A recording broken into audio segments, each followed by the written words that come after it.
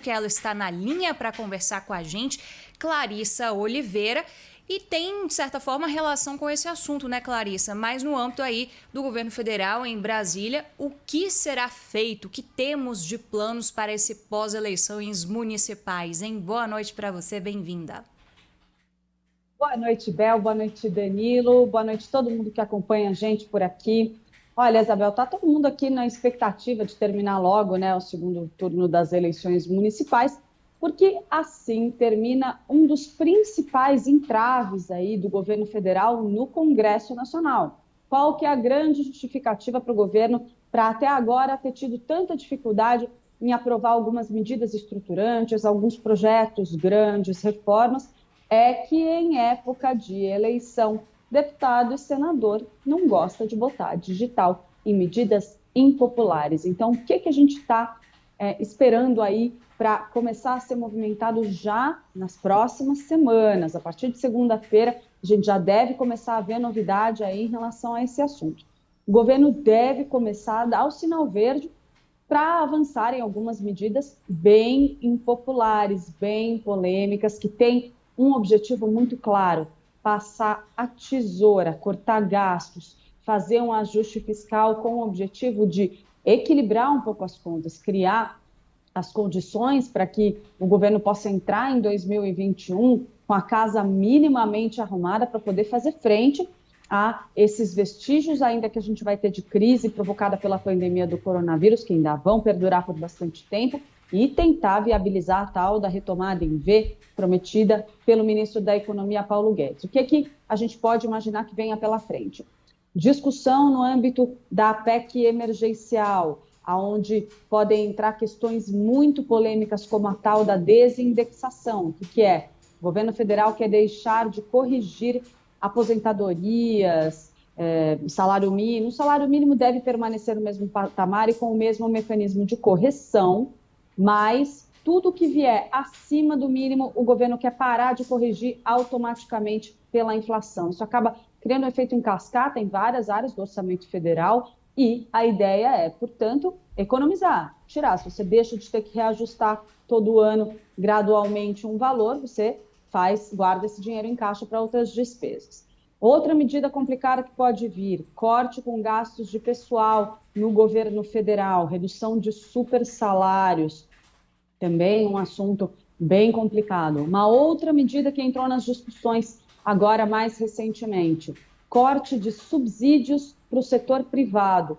O governo promete que não vai fazer esse corte de forma linear. Eu falo isso porque existem casos de governos estaduais, por exemplo, que precisavam economizar, equilibrar as contas públicas e simplesmente falar: ó, tudo que eu estou concedendo de subsídio para a indústria, para esse setor ou para aquele setor, eu vou cortar de uma vez só. Não vai ser assim, eles prometem, porque querem, por exemplo, preservar o empresário que é ali mais vulnerável, mais frágil, que é aquele que aderiu ao Simples Nacional, que é um mecanismo de tributação simplificado para aquele empresário que tem uma empresa menor, ou seja, que sofreria mais com um corte desse tipo e poderia resultar ali em desemprego. Tudo isso dentro de uma proposta para que o governo possa o quê? Dar uma boa roupagem social e voltar para a discussão do bom e velho Renda Cidadã, Renda Brasil, ou chame-se lá como se achar melhor. A ideia é, sim, retomar a discussão de um novo programa social que o governo federal poderia tentar implantar a partir do ano que vem. Porque, lembrando, virou em janeiro, gente, não tem mais auxílio emergencial e alguma coisa vai ter que ser feita para que esses trabalhadores mais vulneráveis não sejam tão prejudicados ainda diante dessa situação crítica na economia por causa da pandemia. É isso que eu ia te perguntar, né, Clarissa? Além do fim do auxílio emergencial, dessa ajuda de custo, não é?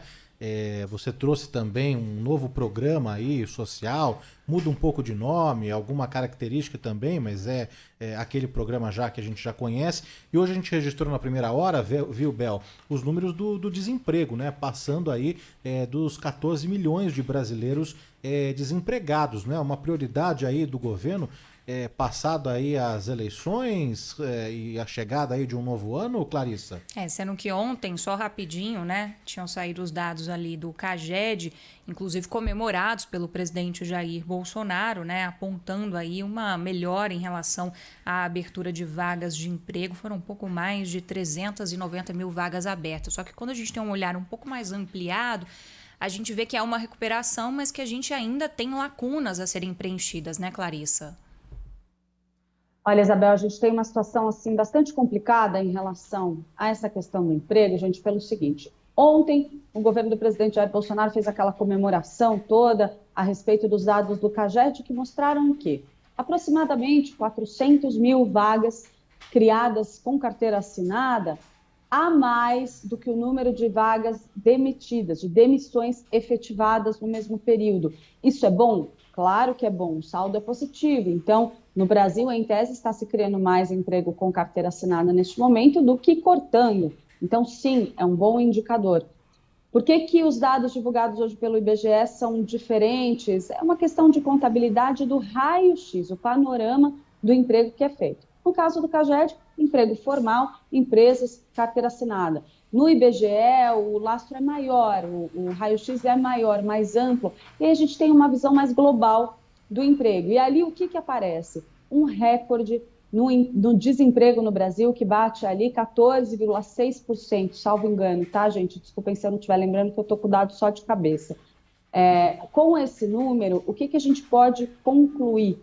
Tem um lado ruim, claro, uma situação dramática, complicada, maior desemprego aí da série histórica? Sim, mas o que os especialistas apontam? Por que cresceu bastante no último mês? Porque houve uma flexibilização das normas de quarentena, das normas de isolamento social. Então, aos poucos, a economia vai sendo retomada. Isso significa que pessoas que estavam em casa, fazendo quarentena, acabam indo para a rua e começam a procurar trabalho novamente. Então, isso por si só cria um aumento do indicador de desemprego, que não significa necessariamente que a gente esteja tendo uma redução do número de vagas disponíveis. Mas o que se sabe é que a situação do emprego no Brasil, sim, ainda é dramática e é parte de uma narrativa estratégica do governo federal comemorar esses números, dizer, olha, estamos conseguindo fazer a retomada, vamos alimentar esse quadro de otimismo. Então, é necessário o quê na retórica do presidente Jair Bolsonaro? Precisamos voltar a ativar a economia, é preciso voltar a fazer investimentos. Tudo isso é parte desse plano que o governo federal quer executar, que passa também pelo Congresso Nacional. Primeiro, cortes, no ano que vem, investimentos é a promessa. Vamos desestatizar, vamos fazer o leilão de 5G no Brasil, vamos atrair investidores, vamos fazer com que a economia volte a girar. É tão simples essa situação? Não é, né, gente? Se fosse, estávamos aqui no céu de brigadeiro e todo mundo estava tranquilo que a partir de 2021 estava tudo lindo. Não é assim que funciona. No Congresso, para todas essas medidas, vai ter que negociar, vai ter que articular. Era exatamente esse último ponto que eu ia tocar. O Congresso, né, Clarissa? A gente já está no final de novembro, já é dezembro praticamente. É um ano atípico, mas será que vai ser tão atípico a ponto de, no início de dezembro, o Congresso ter manifestações no sentido de tocar uma agenda do governo Bolsonaro?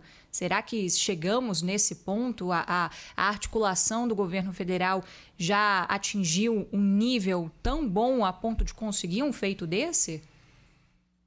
Olha, Isabel, não à toa, a gente sabe que o governo federal liberou ali uma série de créditos suplementares para abastecer ministérios onde há grandes obras de infraestrutura, Ministério do Desenvolvimento Regional, Ministério de Infraestrutura. Essas pastas receberam ali um adicional de caixa importante com a promessa de que a partir do começo do ano eles vão desencadear uma série de novas obras públicas. Por que isso é tão importante? Porque a gente sabe que o governo do presidente Jair Bolsonaro tem trabalhado muito com emendas parlamentares como moeda de troca. Os deputados e senadores aprovaram esse crédito suplementar não à toa, eles têm no horizonte a perspectiva de receber emendas e, com base nessa possibilidade de indicar onde o governo deve gastar, eles se fortalecem na sua própria base eleitoral. Lembrando, o ano que vem é importante em termos de reeleição, não só para o presidente Jair Bolsonaro, mas também para os parlamentares. Então, esse movimento tem sim a ver com isso. A gente em tese, ainda pode esperar também algumas mudanças mais profundas no governo. Vamos lembrar, não se descartou aquela ideia de uma reforma ministerial que daria mais espaço para o Centrão. Tudo isso é uma equação que o governo vai ter que começar a discutir, sim, com mais profundidade a partir de segunda-feira. É possível fazer isso agora, depois das eleições, com mais facilidade? É, porque os deputados e senadores deixam de estar amarrados com a digital ali na eleição municipal, eles têm seus candidatos a vereador, seus candidatos a prefeito, que eles precisam apoiar, precisam contribuir aí para essas campanhas, e é difícil votar, coisa complicada em época de eleição. Não se pode descartar também o quê? A nova CPMF, gente, essa história não saiu do radar do ministro da Economia, Paulo Guedes. Ele chegou a falar o imposto está morto, mas era está morto por enquanto, não está morto. Isso pode sim aparecer. O que se sabe é o governo vai tentar fazer uma equação que não aumente carga tributária, reduz em um lugar, aumenta em outro. Agora, quando se fala em corte de subsídios também, mexe com o setor privado também, não vai ser uma briga fácil. Vai ter reação dos deputados e senadores, vai ter pressão do setor produtivo em cima desses parlamentares. Então, imaginar que o governo consegue, no mês de dezembro, fazer isso tudo. E ainda, olha, por que não? Vamos votar a reforma administrativa e a reforma tributária. Quando as pessoas falam, quando a gente vê alguns líderes virem com esse discurso, é uma coisa que parece realmente fora da casinha, gente. A gente vai estar aqui para contar o desfecho dessa história, assim eu espero. Clarissa, bom fim de semana para você. Vai ficar em Brasília? Vai vir aqui para São Paulo acompanhar a eleição municipal?